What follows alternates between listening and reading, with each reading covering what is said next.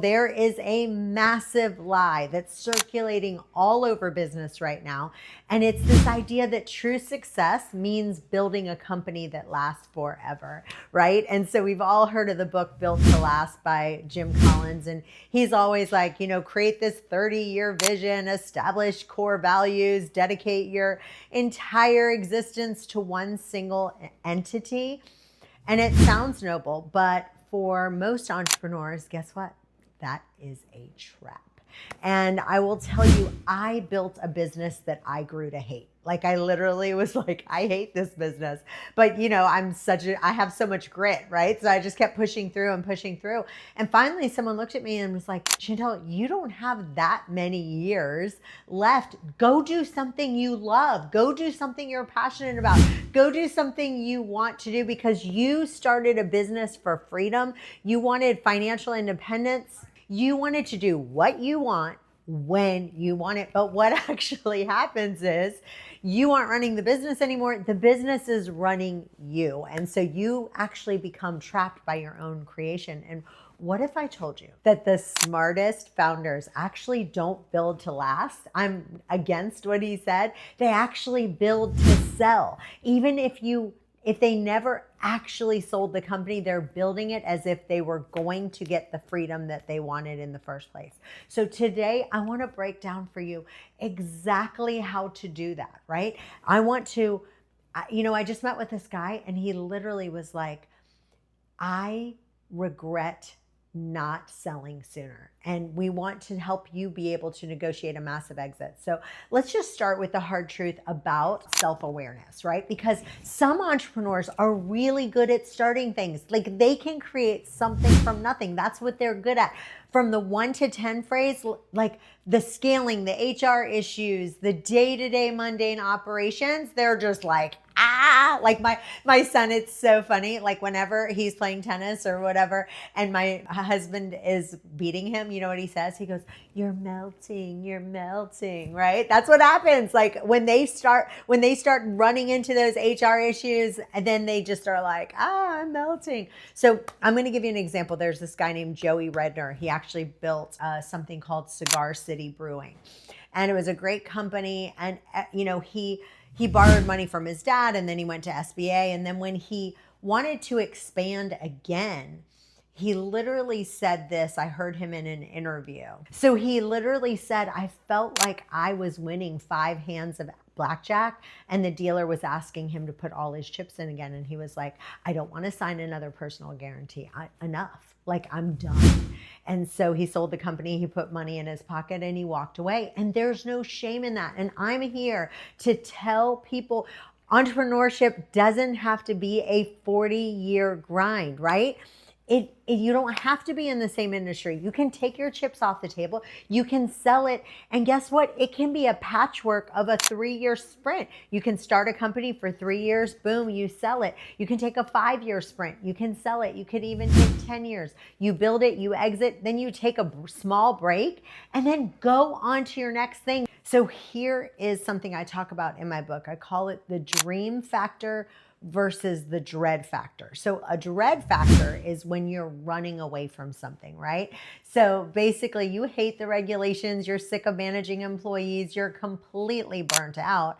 And if you sell purely because you're just in frustration, sometimes that's not the best thing because you actually want to have something called a dream factor. So like first, before you sell it, you need to start going, okay, if I wasn't getting paid, what would be the next thing that I would do? That's my dream factor. It's something you're genuinely excited about doing next.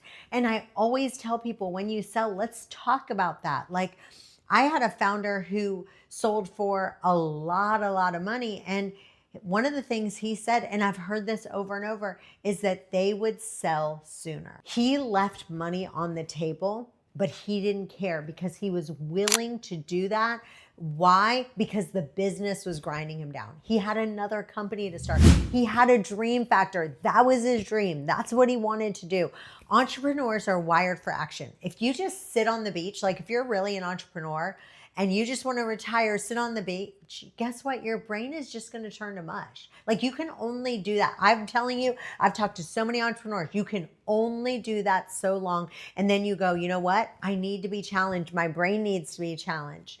And so let's say that you are ready to sell. Okay. How do you get a massive evaluation? And so let me give you a really good story let me just give you a good story of something that we had with a room full of founders. Okay, so let me have you guys right now. I want you guys to raise your hand in this room. How many of you guys are involved in the marketing and selling of your products? Raise your hand. Okay, so I want you guys to look around. Every single hand has gone up in this room. And guess what?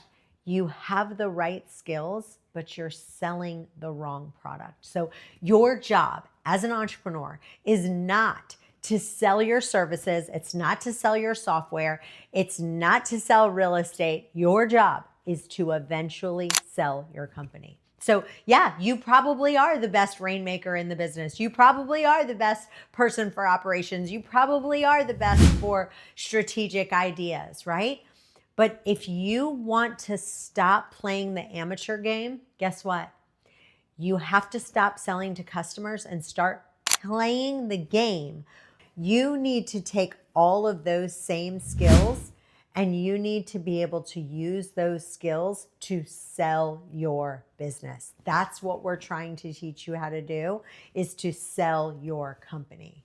So there are 3 different types of people who are going to buy your business, right? So let's go over all of them. So the first one is obviously the individual investors. This is just some guy who's like, maybe he owns a plumbing company, right? And he is like, you know what? I want to move into the Tampa area. I'm going to now go buy this guy who's already in Tampa, and we're going to get an SBA loan. And that's the way that I'm going to grow, right? Individual investor. And a lot of times they might want you to finance some of that yourself. So they might say, hey, would you be willing to finance some of it now?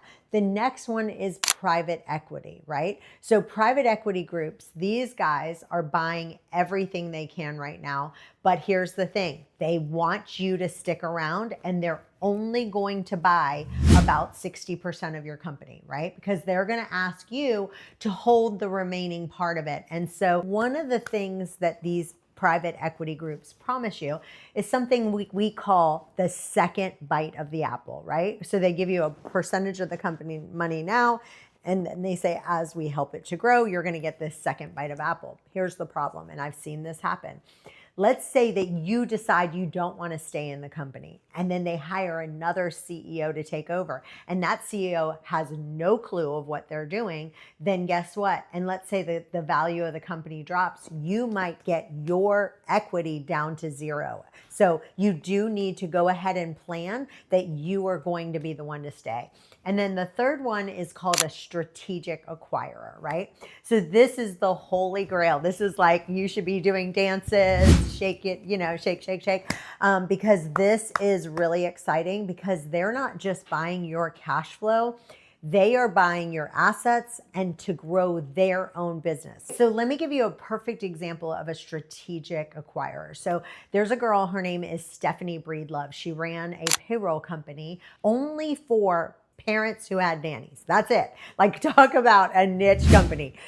A payroll company only for parents who had nannies.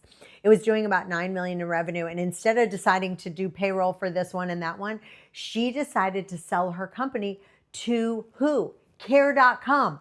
Care.com had 7 million subscribers looking for babysitters. So she went to them and she said, look, if 1% of your subscribers start using my payroll services, then my business becomes 7 times larger overnight, right? So that is a perfect example. Let me give you another one. Another example is blinds.com. They sold to Home Depot, okay? Now, here's why that was so perfect, right? Okay, so Home Depot had a problem. They were selling everything in their store, and they did not do a good job of selling to people online. So what they did, it was a strategic acquirer. They bought blinds.com. Because if you think about it, blinds, they sold all of them online. They figured out the secret sauce of how to get blinds, how to measure them, how to do all of that whole thing completely online. And Home Depot was like, we need to figure this out because everything we're selling right now is in the store. So they decided to strategically acquire them. And then guess what? Their online experience for all the things they sell, cabinets and everything else that they sell, they figured out some of those same processes and hacks that blinds.com did, and that's why they did it, and it got sold for way more. So that's one of the things that we're going to teach you in this book is how to get a strategic acquirer.